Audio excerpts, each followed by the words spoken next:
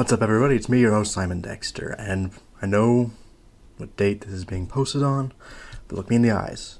This is not an April Fool's joke. Don't Hug Me, I'm Scared 4 is actually out. If you would like, the link is at the very top of the description below. Go nuts. But be warned, if you do watch it, there is some slight epilepsy-causing flashes, and there's also a lot of high-pitched noises which could be bad for migraines, so just a warning, yeah, there is some kind of things up with this episode that could be bad for certain viewers. But otherwise, you're good to go. And if you don't know what I'm talking about, I'm also going to leave a link in the description below of my big Don't Hug Me, I'm Scared video, which has a link to every other episode, and you can just catch up to how I feel about those. And okay, let's get started. I'm assuming you've paused me by now to click links anyway, and we're just gonna go. So, No Hug Me, I'm Scared 4 is out. Exciting. Very exciting. I've been bummed about the whole Five Nights at Freddy's 3 feeling like the end for a while now, so it's been nice to remember, oh yeah, I have another thing I review, and it's still got quite a few episodes to go. But okay, how do I want to approach this? Okay, so starting with sort of my general feeling for Don't Hug Me, I'm Scared 4, it was a really good episode. I think I still like 3 just a touch better, but I did really like this episode. But frankly, I thought all the Kickstarter episodes so far have been a bit superior to the ones before them, just by a little bit, because you could tell a lot more work and more stylization and more various other elements have been put into play, and it came out good. It really worked out, and I really liked it. I'm glad to see that all of that money is going to something big, because this episode really works that funding, and you can tell. But okay, so the basic lesson for this one, because they fucking tricked me again, I really just gotta stop trying to guess what they're going to do, because I'm pretty sure they don't want us to figure out before the episode starts. But the episode was about computers. Some people are saying technology, but I'm saying the episode is about computers, because this thing right here, this is technology. It's a charger. I'm not going to lose my life over that. This thing is technology. It shaves my face. I'm not going to lose any sense of reality over that either. I'm going to get to why I say that in just a second. Yeah, the overall lesson is computers. The way you can usually tell the lessons with these things, because a lot of people were actually confused this time, because it's a bit more vague than what people are used to. But the big reason you can usually tell is what word they seem to highlight the most. And the two they seem to say a lot are digitally and computers. And computers seems to be more of a firm concept rather than digitally, or digital, as it were, because digital can apply to a lot of things, and not just computers. But I hate those dogs. Anyway, so yeah, the overall lesson is computers, and I lost my train of thought entirely. Oh yeah, I think big reason a lot of people are actually confused by this one in particular, why a lot of people are having a hard time with this one, is this is the first episode we've had that's not covering a vague concept. Like creativity is just sort of a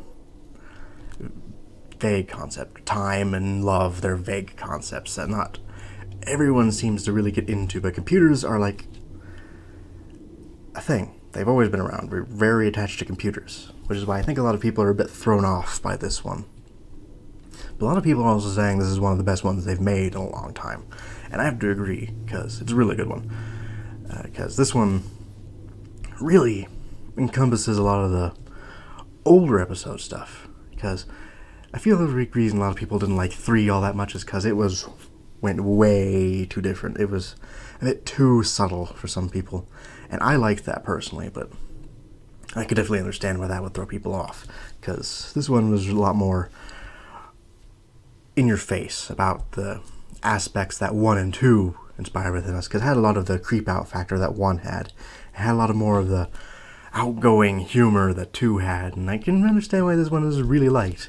I can also understand why it's disliked, because it's also very different in its own way. But I don't understand why people straight up hate on these newer episodes, because they're different. That's not a good enough reason to dislike anything. The big reason Don't Hug Me, I'm Scared is so good is because, well, it's because fucking every single episode is stylized in its own way. It's all different. Every single episode has never been the same as the one before it, ever. And I think that's brilliant, and it always gives us really interesting idea. Because, yeah, one was very creep out and very shocking, because it was the first one we saw. 2 decided to forego that because we wouldn't be surprised again that soon. So it went for more obvious and a bit more charming and amusing. 3 decided to go with a lot more subtle, and 4 decided to bring back the shock but try to mix in a bit with 2, and yeah. I don't know why people just hate on this shit, because it's amazing that they give us something different every time. And yeah, it's great. Another big thing that people seem to be bitching about, I'm going to get to the real lesson in just a second, don't worry about it. But another thing I keep seeing people bitch about is how people were really, really antsed up for Gilbert the Globe to be the teacher. And to those people, I love you. You're beautiful people. But you are adorably naive. Because remember how we all thought the rabbit was going to be the teacher? Oh, wait. Yes, I know they teased it. Yes, they gave him a name. Yes, they even joked about it at the beginning. But that's just the thing. He was a joke. He was intended to be a joke the entire time. He never had a chance to be in the spotlight. And I kind of knew he wasn't going to be important from the get-go, just because there's one thing I learned from 3, they don't want us to guess the lesson.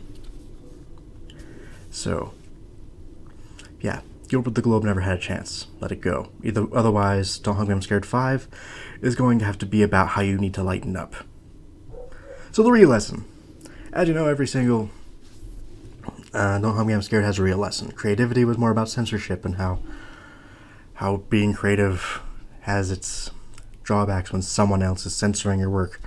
And 2 was about time. It was really about death, and very blatantly about death. 3 was more about fanaticism and how love can kind of cross the thin line into worship. Computers was all about how it affects our reality.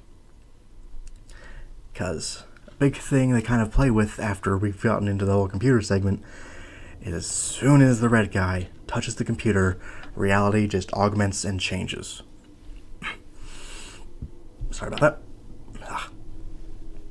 And a lot of the things they kind of play with once they're in the digital world after the big freak-out show is they keep talking about what's real and what's not. Because you're not you, you're the digital you, being controlled by the real you. But that means I'm not real too.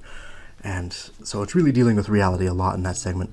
And then as soon as it does its final freak-out, we have the red guy sort of breaking the fourth wall and just totally differing his idea of his reality. So yeah, the overall lesson is how computers change the way we view our reality. We seem to lose touch with the real world when we're around too much of computers and the technology that we've been given, like computers and phones, which are tiny computers in themselves these days. But yeah, so it was clever. It was really clever, and I liked it. 4 is definitely up there with one of my favorites. Like I said, pretty much all the Kickstarter ones have been really good. Really, really good. So good on Becky and Joe for giving us another great one, another fucking Trixie. I had some other things I wanted to say, and I totally lost it. It'll come to me. It'll come to me. Oh, and some people are concerned because the red guy's head exploded at the end of 4. And usually at the end of the episode, it always shows them being okay, and now they're worried that the red guy's not going to come back.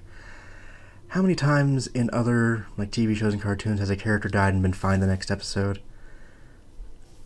Like, there's an episode of Family Guy where Stewie died at the end of the episode, and he was fine the next. That just happens sometimes. It's just a bit. So don't worry about it. He should be back, because I don't think you can have the show without him, to be honest. Because if you take him out, that's a whole set of lines you can't write in anymore, because only the red guy could do them. But yeah, I'm not too concerned about that. Get back here. And man, yeah. So yeah, I like that episode. We only have 2 left, which kind of sucks. And I'm still hoping for my health episode. I really want it.